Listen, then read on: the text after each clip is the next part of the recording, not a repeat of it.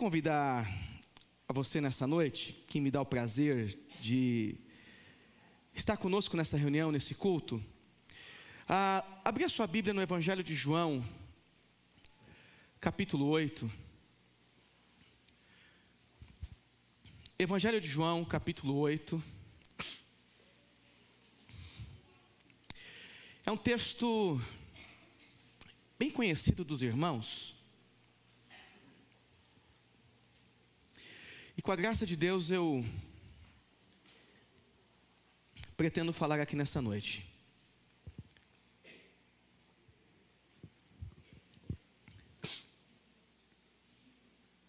Evangelho de João, capítulo 8, versículo 1 em diante.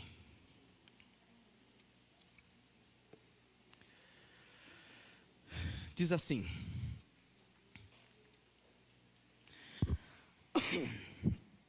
vamos ler do versículo 53, porque me parece que o texto começa aqui. E cada um foi para sua casa. Jesus, entretanto, foi para o Monte das Oliveiras, de madrugada, e voltou novamente para o templo, e todo o povo ia ter com ele. Assentado, os ensinava. Os escribas e fariseus trouxeram à sua presença uma mulher surpreendida em adultério, e fazendo-o ficar de pé no meio de todos, disseram a Jesus: Mestre, esta mulher foi apanhada em flagrante de adultério. E na lei nos mandou Moisés que tais mulheres sejam apedrejadas. Tu, pois, que dizes? Isto diziam eles, tentando para terem de que o acusar. Mas Jesus, inclinando-se, escrevia na terra com um dedo. Como insistissem na pergunta, Jesus se levantou e lhes disse: aquele que dentre vós estiver sem pecado, seja o primeiro que lhe atire pedra. E tornando a inclinar-se, continuou a escrever no chão. Mas ouvindo eles esta resposta, e acusados pela própria consciência, foram se retirando um por um, e a começar pelos mais velhos, até os últimos, ficando só Jesus e a mulher no meio onde estava. Erguendo-se Jesus e não vendo a ninguém mais além da mulher, perguntou-lhe: mulher, onde estão aqueles teus acusadores? Ninguém te condenou? Respondeu ela: ninguém, Senhor. Então Jesus lhe disse: nem eu tampouco te condeno. Vai e não peques mais. Amém? Pai, mais uma vez eu quero orar, e eu te agradeço pela leitura da sua palavra, Senhor. Senhor, eu peço que o Senhor venha falar conosco e usar a minha vida, Pai. Por favor, Espírito Santo de Deus, diante de todas as minhas limitações, eu peço que o Senhor use-me como uma ferramenta de instrução, de conselho, de edificação, de esperança na vida de todos os meus irmãos e das minhas irmãs, Pai. Eu oro pedindo a Ti, Senhor, fala conosco. Mas ainda nesta oração, Senhor, eu quero interceder mais uma vez por aqueles que estão em sofrimento, por aqueles que estão vivendo em angústia, por aqueles que estão passando por um momento caótico na vida. Eu te peço, ó Santo Deus, visita, Senhor, a todos esses meus irmãos e irmãs, Pai. Visita, Senhor, o Pai, Senhor, do Rafael. Senhor, toca, Pai, no nosso irmão, Senhor. Pai, em nome de Jesus, visita o nosso irmão, Senhor, que passa por esse processo tão complicado na vida, Pai. Pedimos ainda que o Senhor continue fortalecendo, Pai, a família da Lola, Senhor. Bem como, Senhor, o Ronaldo, a Fabiana. Fortalece todos esses nossos irmãos, Pai, que precisam da sua ajuda. E nós cremos no milagre, na atuação do Senhor, em favor de todos esses queridos, Pai. Aquele que entrou aqui nessa noite precisando, necessitando de esperança, de paz, de consolação, de fé, de alegria. Supra essa necessidade na vida desse irmão, desta irmã, Pai, em nome de Jesus. Senhor, eu te peço, supra essa necessidade na vida desse irmão e dessa irmã, Senhor. Em nome de Jesus. Abençoe a todos e a todas, para a tua glória. Amém.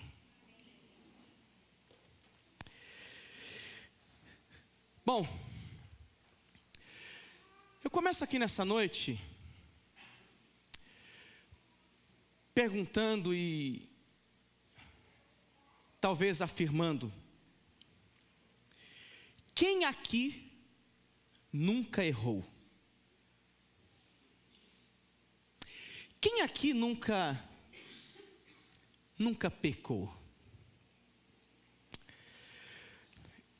Alguns dias eu tenho pensado, nós temos refletido nesse texto do Evangelho de João, capítulo 8. E essa é a pergunta que salta desse texto: quem nunca errou? Qual dos senhores, ou senhoras, ou senhoritas, pode levantar a mão aqui e dizer: me inclui nessa lista aí, pastor? Eu sou um dos tais que o mundo não é digno. Eu nunca errei.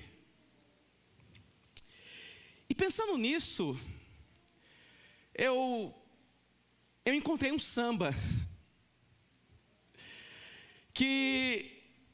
um samba bem antigo, cujo título é Atire a Primeira Pedra. Os saudosistas e os sambistas aí vão se lembrar dessa música. Depois você coloca lá no YouTube. Eu não vou cantar aqui, porque senão vai ser muita heresia para uma noite só. Eu não estou falando da música, estou falando da minha voz, tá? Diz assim a música: covarde, sei que me podem chamar, porque não calo no peito essa dor. Atire a primeira pedra, ai, ai, ai, ai. Samba tem que ter ai, ai, ai. Aquele que não sofreu por amor, eu sei, vão censurar o meu proceder. Eu sei, mulher, que você mesma vai dizer que eu voltei para me humilhar. Mas não faz mal. Você pode até sorrir.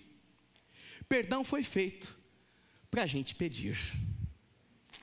Você pode até sorrir. Perdão foi feito para a gente sorrir. E o texto, essa poesia, ela tem esse título: Atire a primeira pedra. Todos nós aqui já passamos então por momentos que nós erramos. Só que a gente tem dificuldade de entender que todos nós aqui temos telhado de vidro. E parece que às vezes nós nos esquecemos disso, ao ponto de olhar para as pessoas que erram contra nós e não entender que um dia nós podemos ser aqueles que errarão contra essas pessoas também. A vida é uma via de mão dupla, e a gente acerta e a gente erra contra esse que está do nosso lado. Contra amigos, contra companheiros, a gente pisa no tomate, a gente escorrega, a gente comete falhas. E realmente, perdão foi feito para a gente pedir. A gente lê um texto que tudo tem a ver com essa ideia de quem não pecou, que atire a primeira pedra. Jesus está diante de uma mulher que está sendo acusada. Jesus está diante de uma mulher que está sofrendo uma grande acusação. Mas a gente precisa retornar um pouco na nossa leitura e entender que Jesus está vindo de uma grande festa, de um momento de celebração, uma festa que é identificada possivelmente como a festa dos tabernáculos, a festa das colheitas, em que os homens se reuniam para celebrar as grandes ou a maior peregrinação judaica que acontecia anualmente, em que todos eles se dirigiam para o templo para prestar culto e agradecer ao Senhor por todos os benefícios que Ele estava fazendo a eles naquele ano, naquela colheita ou ao longo das colheitas. Nesse episódio desta grande festa, nós temos o Cristo levantando a sua voz e tratando de oferecer uma oportunidade a todos aqueles que estavam por ali. E aí eu te convido a uma leitura que a gente não fez, que é o capítulo 7, versículo 37, que é um momento ímpar no ministério de Jesus, nas suas palavras, na forma com que Ele apresenta o reino de Deus e se aproxima daqueles que eram que necessitados da graça do Senhor. E Ele vai dizer no verso 37, no meio daquela grande festa: no último dia, o grande dia da festa, levantou-se Jesus e exclamou: se alguém tem sede, venha a mim e beba. Quem crer em mim, como diz as Escrituras, do seu interior fluirão rios de água viva. E isto Ele disse com respeito ao Espírito que havia de receber os que nele crescem, pois o Espírito até aquele momento não fora dado, porque Jesus não havia sido ainda glorificado. Então os que dentre o povo tinham ouvido essas palavras diziam: este é verdadeiramente o profeta. As palavras que Jesus ensinava deixavam as pessoas perplexas. O ensino de Jesus era tão poderoso que mexia com os corações, com as pessoas que ouviam as suas palavras, porque Ele logo estava falando do reino dos céus. Logo Jesus estava anunciando as grandezas de Deus. Mas no capítulo 8, Jesus ele segue para um lugar muito conhecido dos discípulos, um lugar que em breve se tornaria palco de uma grande traição, um lugar que em breve seria o palco em que Judas entraria em cena e com um beijo traria o Mestre, o Cristo, o Messias, o Filho de Deus. Esse lugar estamos falando do Monte das Oliveiras. E é neste lugar que Jesus então, Ele vai se reunir com os seus discípulos, mas é de lá que Ele sai para se dirigir para o templo, e no templo começar a dialogar e ensinar novamente as pessoas. Nós lemos o capítulo 8 E eu reforço a leitura do verso 2, que passo a ler novamente, que diz assim: E de madrugada voltou novamente para o templo, e todo o povo ia ter com ele, e assentado os ensinava. O templo era um lugar de reunião, o templo era um lugar de grande ajuntamento, o templo era um lugar comum em que os judeus se reuniam em torno de uma grande celebração. O templo era um lugar que as pessoas faziam comércio. Um templo era o centro da religiosidade judaica, bem como um centro político também. Um templo tinha grandes representações.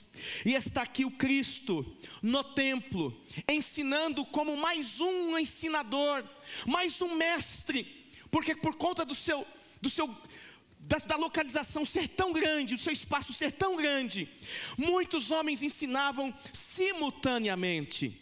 Jesus está aqui ensinando e pessoas estão ouvindo os seus ensinamentos. E me parece então que nesse episódio que nós lemos, um esquadrão mobilizado por raiva, mobilizado pela religiosidade, o esquadrão da acusação entra em cena.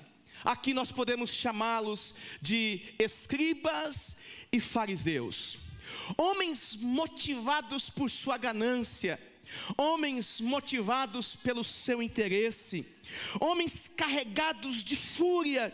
Agora pegam uma simples mulher e vão agarrá-la e levá-la até a presença do Cristo, não para que ela encontre cura, mas para que ela encontre condenação diante dos homens, não para que ela encontre misericórdia diante de Deus, mas para que ela encontre a justiça humana, que geralmente apedreja e mata pessoas.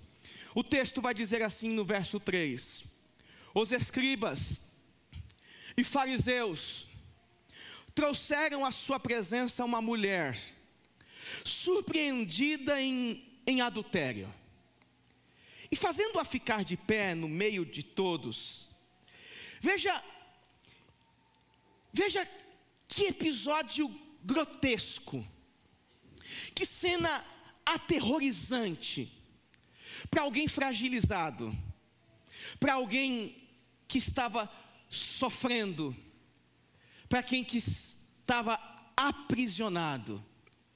Essa pessoa é colocada numa grande roda, e nesta grande roda ela passa a ser acusada pelos seus muitos pecados. Que cena feia.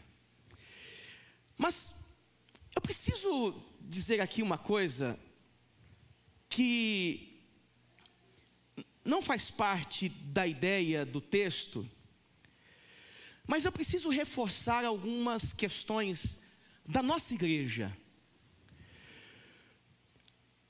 Nós precisamos ter muito claro aqui na nossa comunidade algumas coisas importantes. Primeiro, nós, como igreja, nós não somos flexíveis quanto às práticas imorais. Nós não concordamos com as traições na vida. Nós recusamos, não aceitamos nenhum tipo de prática pecaminosa.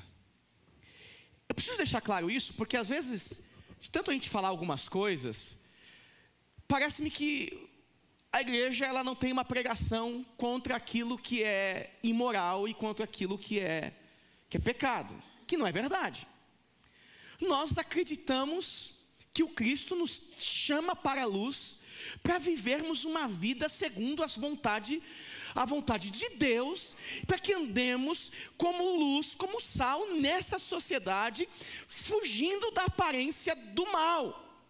Então, eu preciso deixar isso muito claro, que nós aqui acreditamos na fé, e acreditamos que o Evangelho, ele é essa experiência transformadora, que muda o nosso ponto de vista, muda o nosso caráter, e a gente abandona as violências da vida, seja na dimensão que for. Eu preciso afirmar aqui nessa noite, que nós acreditamos que o Evangelho é a base fundamental da nossa crença, da justiça, da verdade, do amor, da transformação de vida. E Ele nos convida a uma renúncia. Ele nos convida a termos práticas que mais nos pareçam com Cristo do que com pessoas sem essa base cristã. Entretanto, nós não somos favoráveis à desvalorização da vida. Nós não queremos expor ninguém aqui. Ou seja, nós não queremos exercer o papel de Satanás como acusador, que por vezes faz com a nossa consciência de acusar os nossos muitos e muitos pecados. Nós queremos pregar um evangelho que acolhe e que provoca transformação. Um evangelho que aproxima e que não coloca ninguém para fora. Porque se algum pecador tem que estar lá fora, eu sou o primeiro desses pecadores. Se algum pecador tem que estar lá fora, eu sou o primeiro desses pecadores, indigno de estar aqui dentro dessa comunidade, cultuando e celebrando a Deus. Amém? Eu quero deixar isso muito claro, porque às vezes parece que a gente não prega contra algumas coisas, e a gente precisa reafirmar de vez em quando. Mas, pegando então esse texto, que tem a ver com essa ideia de acusação, nós temos então aqui uma mulher sendo acusada, uma mulher que nós não sabemos de fato se ela era casada, ou se era uma mulher noiva simplesmente, ou se tinha um contrato de uma promessa de casamento futuro. Nós não sabemos historicamente qual era essa relação desta mulher com aquele marido, ou pretendido, ou noivo, mas o fato é que ela está inserida em um grande esquema de acusação. Essa mulher está inserida num grande esquema de acusação. Porque o versículo de número 6 vai nos dizer assim, verso 6 do capítulo 8 que nós lemos: isto diziam eles, tentando, para terem do que? De o acusar.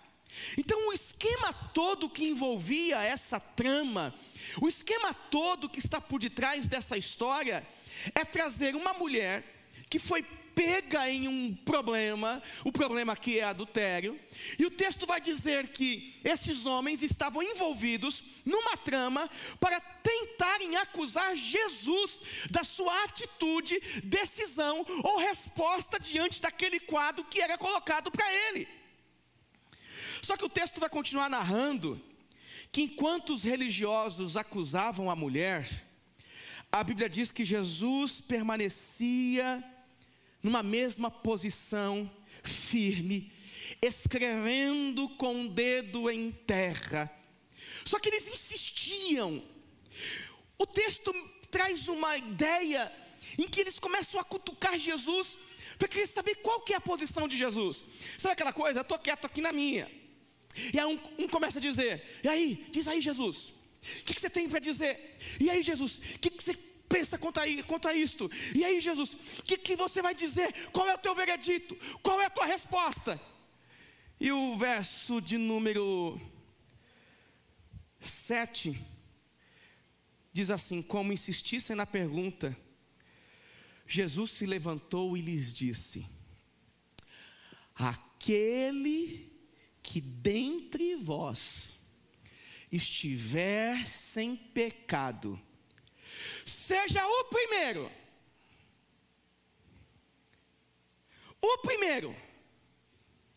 que lhe atire pedra. Jesus está olhando para esses homens e ele está dando uma resposta exata conforme a lei. Ele está dando uma resposta exata, segundo a lei. Deuteronômio capítulo 17, verso 7, vai dizer assim: a mão das testemunhas será a primeira contra ele, para matá-lo, e depois a mão de todo o povo, assim eliminarás o mal do meio de ti. Em outros textos de Deuteronômio, falando a respeito da prática do adultério e da pessoa sendo pega em adultério, vai falar a mesma coisa.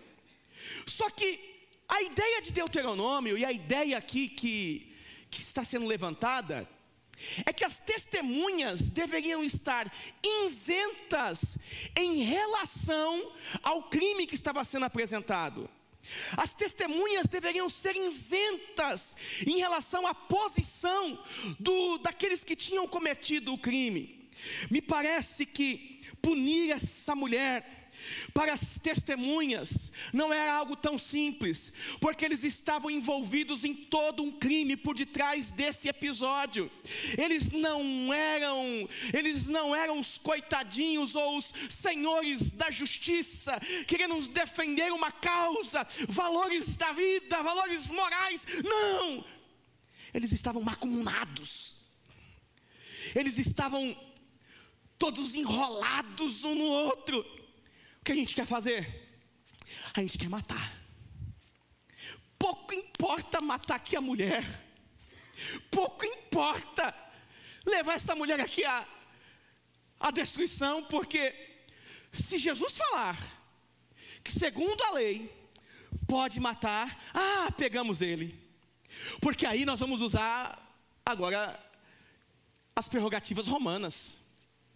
A lei de Roma vai dar uma outra direção. Ele não pode autorizar isso. Então ou pegava de um lado, ou pegava do outro. Ou advogados, querendo achar uma brecha, né? Ou advogados, né, Joelma? Sempre tentando achar uma brechinha, né? E eles estão envolvidos, enrolados na trama. Eles querem pegar Jesus. Eles querem complicar a vida de Jesus. Só que as testemunhas nesse texto, elas precisam ser isentas de culpa.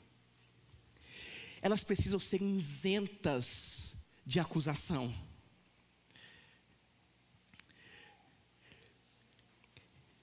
Diante disso, Jesus olha para eles e diz: aquele que dentre vós, não é nem aqueles, aquele que dentre vós estiver sem pecado, seja o primeiro que lhe atire pedra.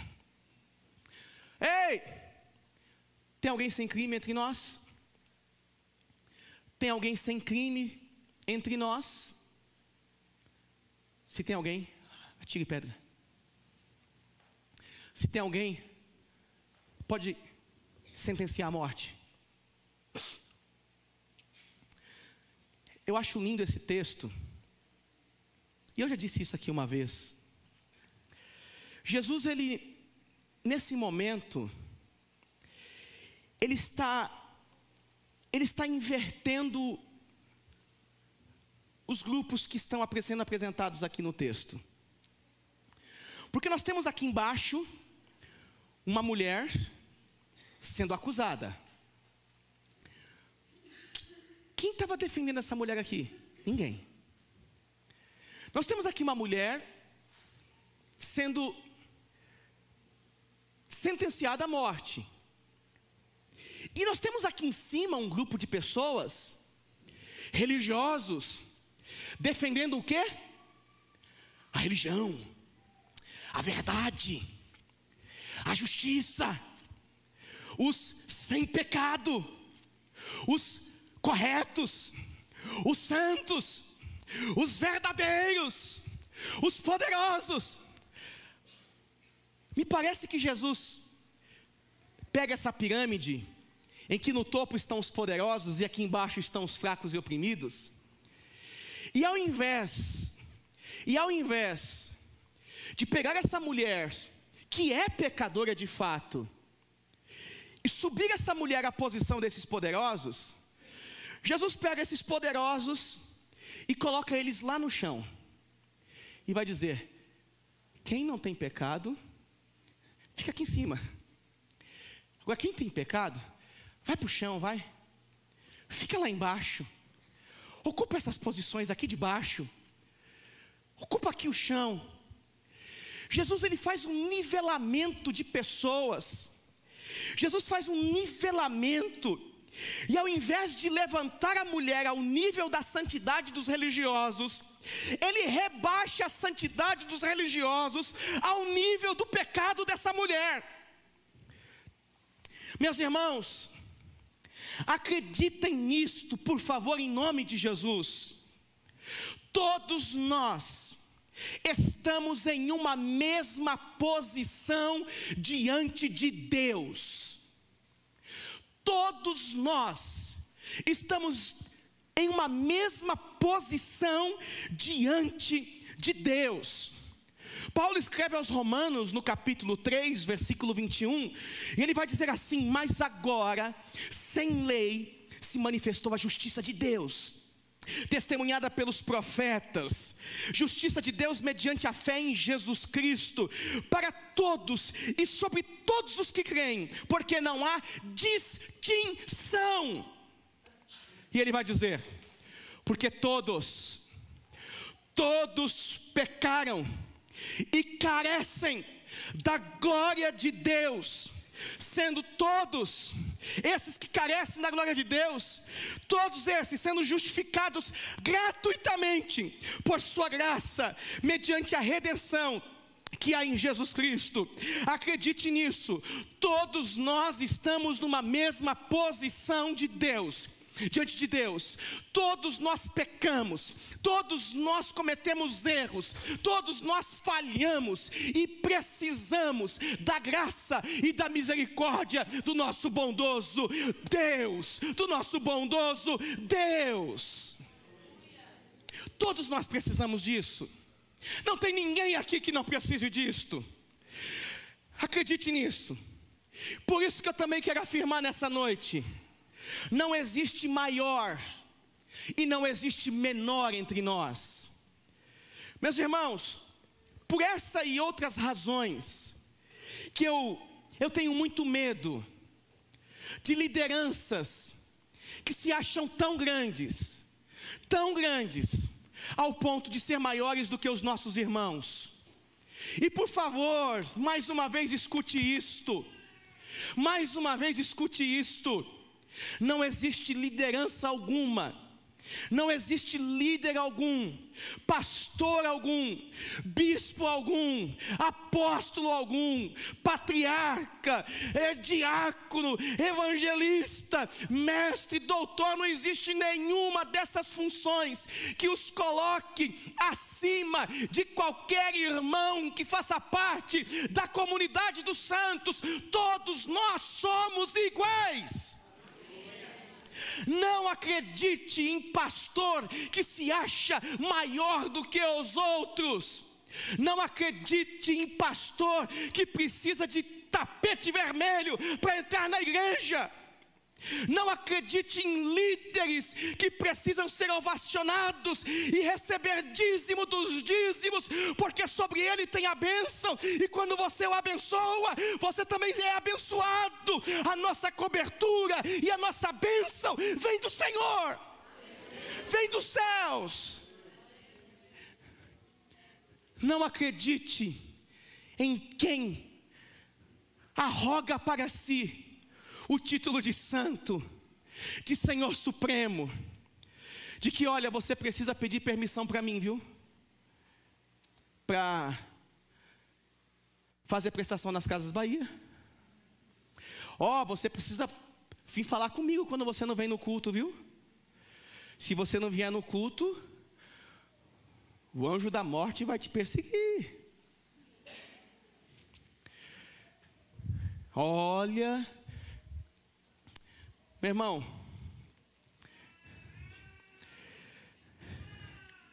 não acredite nesse evangelho. O evangelho de Cristo é libertador. O evangelho de Cristo é libertador. E onde quer que essa mensagem chegue, quem quer que escute, preste atenção nisso. O evangelho de Cristo é libertador. Não existe maiores, não existe menores. Todos nós estamos numa mesma dimensão. Todos nós somos iguaizinhos. O texto então continua dizendo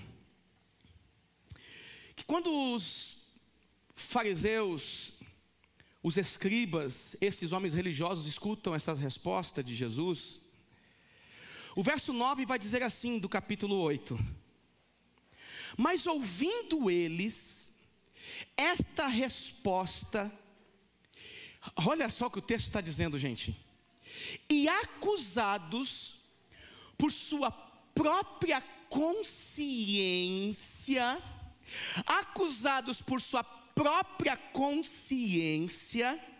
foram se retirando um por um, a começar pelos mais velhos até os últimos, ficando só Jesus e a mulher no meio onde todos eles estavam. Gente, eu fico imaginando essa cena. Jesus, ele diz: olha, quem não tem pecado, que atire. Aí de repente os mais sábios, os mais velhos, os mais antigos de sinagoga, de templo, opa, deixa eu dar linha. A minha esperança também é que a consciência dos irmãos comece a ser aguçada em relação ao evangelho. A gente sutilmente vai perdendo a consciência de um monte de coisa. Consciência de sermos homens e mulheres melhores.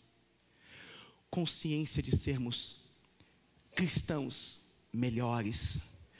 Consciência de ser gente que, sabe, que vive intensamente o evangelho de maneira entusiasmada. Eu dizia ontem para um grupo de líderes, e ao longo da semana eu também conversava com algumas pessoas. Sabe o que eu percebo? Que a igreja, de modo geral, semana passada pregando também em uma das nossas unidades, parece-me que a igreja espera que o pastor, ele seja o ícone para todas as coisas. Exemplo, se o pastor é aquele que pula, roda, baba e tal, a igreja vai pular, vai rodar e vai babar tal, porque parece que espera que o pastor seja essa figura. Se você espera que o Fernando seja essa figura, sinto muito, quem viu, viu, quem não viu não vai ver mais.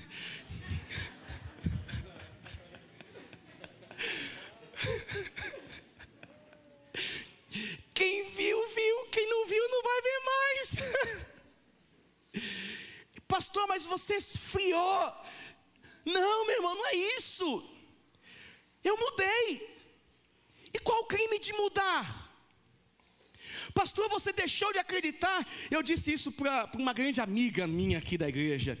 A igreja, alguém já ouviu a gente pregar aqui e dizer: ei, está repreendido você que profetiza e fala em línguas estranhas aqui na igreja? Você já pregou isso? Algum líder aí já falou isso? Está repreendido quem ora e fala alto. Alguém já falou isso aqui alguma vez? Gente, isso são coisas particulares e pessoais. Aí a gente vai tendo a nossa consciência transformada, às vezes positivamente, às vezes negativamente por algumas coisas, e a gente vai transferindo culpa, vai jogando culpa para um, culpa para outro. Então, que a gente recupere a consciência para algumas coisas, principalmente para aquilo que nós fazemos que precisamos refletir e rever, para aquilo que nós fazemos que precisamos refletir e precisamos mudar, em todas as áreas da vida. Sabe, Deus precisa invadir o nosso coração em todas as áreas da vida. Na nossa área familiar, na nossa área material, porque, gente, me parece que de segunda a sexta-feira você vive só por aquilo que você faz, e você é um verdadeiro ganancioso. Muda, para com isso. Vive a vida, aproveita o que você tem. Aproveita o que você tem. Vai gastar mesmo, com sabedoria, claro. Porque depois você vai orar aqui para dizer: Deus me livra do endividamento. Porque foi o pastor lá que falou para gastar, né? Não é isso que eu estou querendo dizer. Sabe? Mas viva com sabedoria. Viva com inteligência. Que a sua consciência seja afetada em nome de Jesus. A sua consciência seja afetada em nome de Jesus. Em todos os sentidos. Você perceba a importância de fazer a vontade de Deus, que a voz de Deus que ecoa no seu coração, ela faça sentido, e você abandone o que você precisa abandonar. Pois bem, esses homens começaram a ter a sua consciência afetada, porque eles perceberam que eles tinham telhado de vidro. Lembra do samba? Ai, ai, ai, ai, atire a primeira pedra. Ai, ai, ai, ai, atire a primeira pedra. Opa, consciência em ação.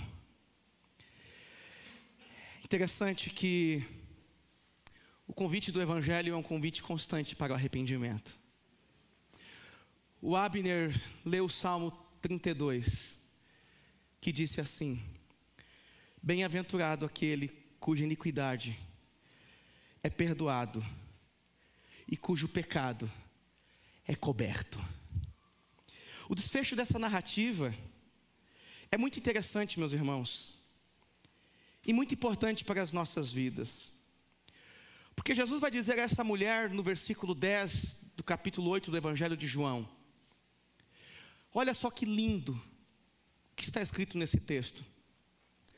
Erguendo-se Jesus e não vendo a ninguém mais, além da mulher, perguntou-lhe: mulher, onde estão aqueles teus acusadores? Ninguém te condenou? Ninguém te condenou? Veja que a pergunta de Jesus não se trata de uma acusação. Ele não chamou a mulher de canto agora, sabe, Renata, dizendo: tá só eu e você agora aqui, sabe? Todo mundo foi embora, só eu e você. Confessa agora o teu pecado.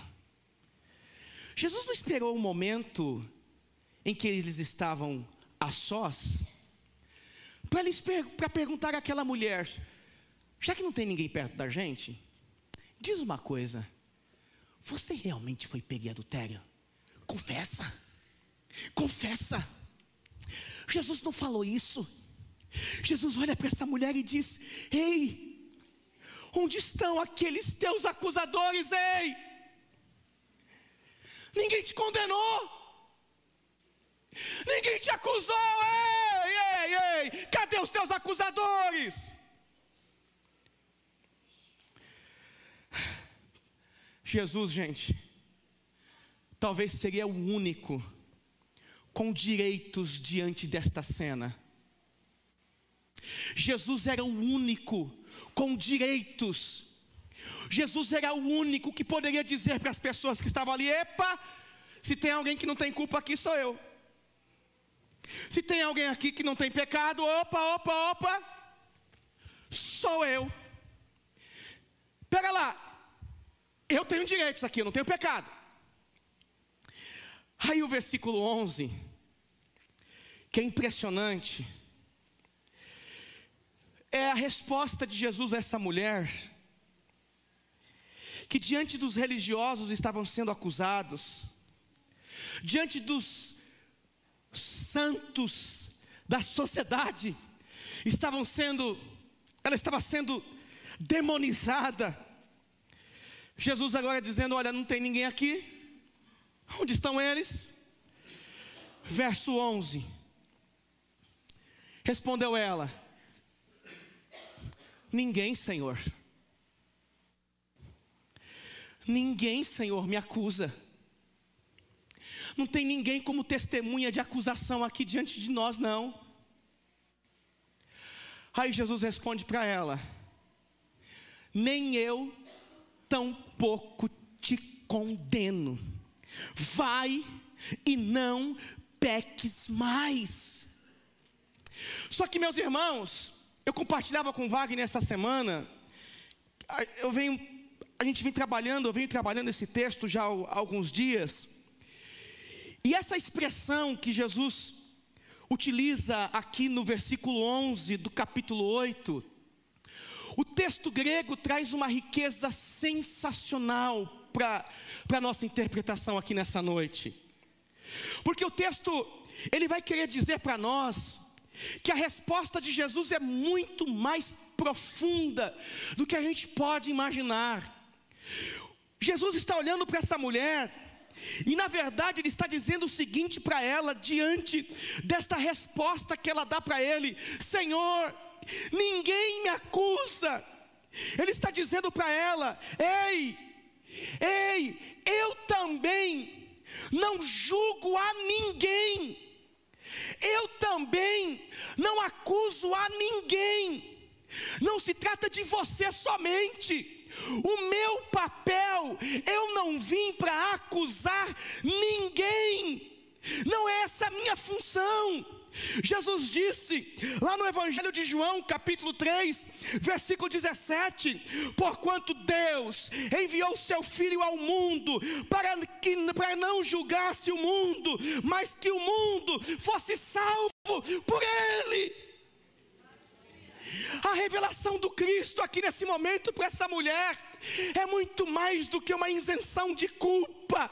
Mas Jesus está dizendo: olha, eu vim, diferentemente dos religiosos, diferentemente destes santos, diferentemente da sociedade, do espírito desta época, eu não julgo a ninguém. Eu não julgo a ninguém. Eu não julgo a ninguém.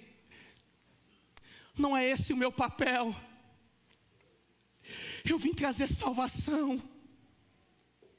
Eu vim trazer vida. Escuta isso, por favor, em nome de Jesus. Eu vim trazer vida. Eu vim trazer salvação.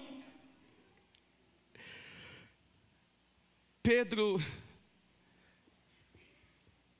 reforçando essa ideia, ele vai dizer assim: porquanto para isto mesmo fostes chamados, pois que também Cristo sofreu em vosso lugar,